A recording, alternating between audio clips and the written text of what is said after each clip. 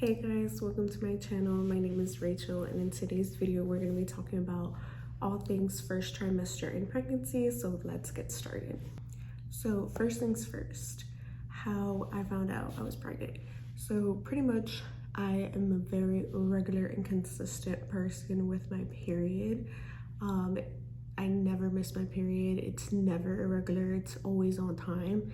So pretty much that was a given. Like, first of all, my period was missing, and I was experiencing pretty much the same period like symptoms that you experience, except my boobs were really sore.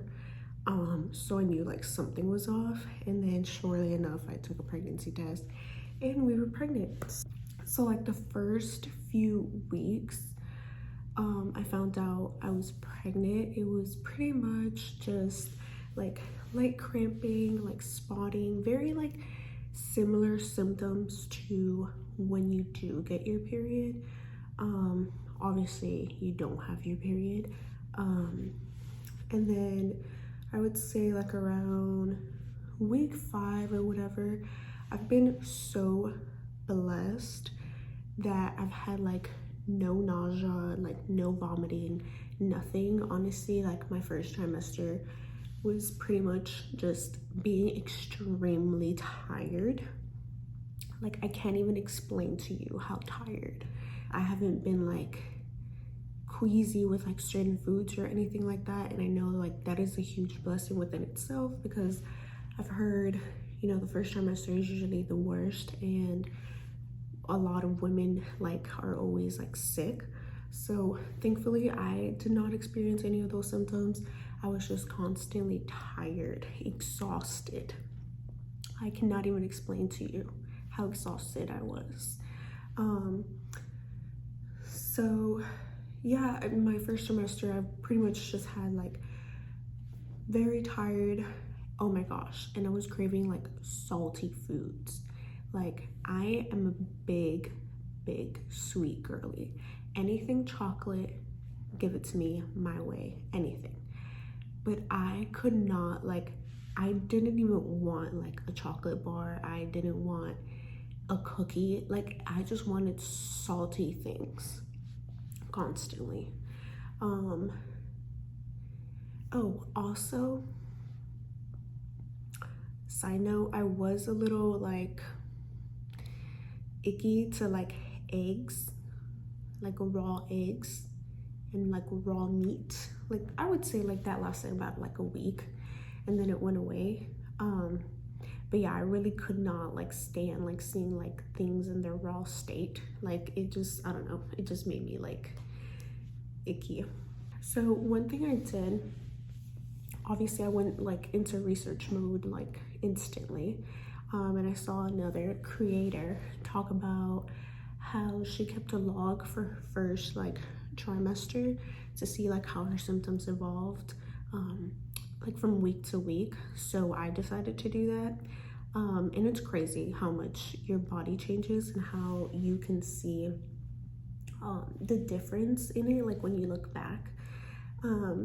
So I would recommend that if you are currently pregnant, you just found out you're pregnant, like keep a log, just because you can go back and see like the different symptoms you were experiencing like week to week. Oh my gosh. But the first, I would say 8 weeks or so, the amount of back pain that I had was insane. Like sciatica pain, crazy. Like it hurts to like walk and stuff like that. So I started doing like stretches, morning stretches, and like started walking every day a lot more, and I found that helped. But yeah, back pain has definitely been the worst symptom I've been experiencing throughout this pregnancy. So I'm not saying this to complain. I know I'm very lucky and I'm very blessed to have back pain as my main symptom and not feel queasy. But yeah, it's been crazy, you guys. Like, the back pain has been unbearable some days. Also, no one talks about how constipated you are. Guys, I kid you not. Everything that you eat will not be coming out. It'll be in your body what feels like for days. You are so constipated. Well, let me say not you, but like me. Like, I was so constipated for like so many days. It was ridiculous. Like, it was like to a point where it's like, you know, you're about to eat and you're just gonna be like bloated and constipated. You don't even want to eat. Also, crazy dreams. Like, usually I would have dreams like as a normal person, but nothing like crazy, you know, like you have like your dreams here and there. No, like I would have like very like vivid dreams, and like sometimes they were like really scary, and no, get away from me. Like, but yeah, some very like crazy dreams, and insomnia, like not really being able to sleep like the first few days, or the first few weeks, just feeling like exhausted. But then at nighttime I would be like wide awake and want to scroll on my phone for 10 hours. So yeah, so that was kind of like my first trimester symptoms. So yeah, like my next steps, obviously I had to like do a lot of research into this because I am a first-time mom, so I had no idea what to do or where to move on forward. So obviously my first step after finding out I was pregnant was finding an OB that would take me in, obviously with like insurance and all that stuff. So I had to research around, call around, until finally, you know, I found the one that I wanted. I would say definitely research your provider and who you think or want to treat you during this process, because I've heard like some horror stories about like healthcare providers not treating, you know, their patient and stuff like that. And I will say, like, being pregnant makes you in a very like vulnerable state, and obviously you want the best for yourself and for your baby. So just make sure you do your research and you go with someone that you feel comfortable with. So thankfully I was able to find my person, and I'm very happy with them up to this point. So usually the first ultrasound and OB visit will be at 8 weeks. I took it upon myself to go in at 10 weeks. You do research, you know, I'm not recommending anyone out there to do what I did, but I just felt more comfortable going in at 10 weeks after hearing, you know, certain stories about pregnancy and stuff like that. I just felt comfortable going in at 10 weeks.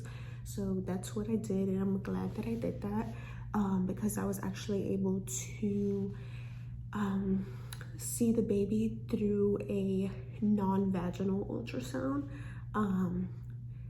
Again, this is probably, you know, depending on your provider and what they recommend and stuff like that, but I went in at 10 weeks. I was able to get a non-vaginal ultrasound and see the baby and hear the heartbeat, and oh my gosh, you guys, we were like over the moon. Like, there is nothing that, like, what a joy. Yes, you know, taking a prenatal, I would do my research into taking prenatals. My doctor did recommend one with certain ingredients in it. I had already purchased one, so trying to finish that one, but definitely, sorry about that, but definitely look and research into your prenatal, because there are different brands out there and there are different like ingredients and things in your prenatal. So I will be switching to a different one soon, and I'll probably show that in like a later video. But yes, prenatal is very important, especially since, you know, you want to make sure that your baby is getting all the nutrients that it needs. To wrap things up, there's this app called Femometer. I cannot recommend this enough. It is literally like a baby tracker app. So you put in when you last missed your period, and it kind of calculates for you like how far along you are or whatever.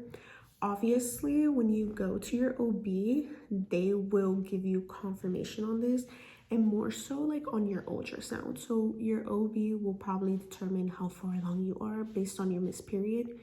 But once you do your ultrasound, they will for sure know how far along you are, because they'll measure like the baby and do their own things. So actually, when I went in at 10 weeks, they had like told me like a different thing, and then because I was able to do the ultrasound the next day, I couldn't do it that day because the technicians had left early. But pretty much I went in the next day, and when they did the ultrasound, they like confirmed I was a little further along than we thought. But yeah, so Femometer, I cannot recommend this enough. It is such a cute app, and it is a great way to keep like, you know, your husband involved, and just something that you guys have to like look forward to, because it tells you like facts about the baby like every single day, and it shows you like what fruit your baby is like every week, and it's so cute. Like we literally like love looking at that app every week and just seeing like how big our baby is, or like what the fruit of the week is. Like it's so cute, but cannot recommend it enough. It has so much like information on there and like good resources, so I would definitely check that out if you are expecting. And yeah, you guys, I mean, that was all about my first trimester. I am so excited to be a mom, and I cannot like wait to take on this journey with my husband. He's such a joy, and we can't wait to welcome our baby into this world. So yeah, you guys, this was all for today's video. I hope you guys feel informed and that you found some information that was helpful for this first trimester, because I definitely did not know what to expect in my first trimester. So I hope this helps somebody out there. My husband and I are so happy to be blessed with this baby, and we can't wait to bring them into this world. I hope you guys enjoyed this video, and stay tuned for more.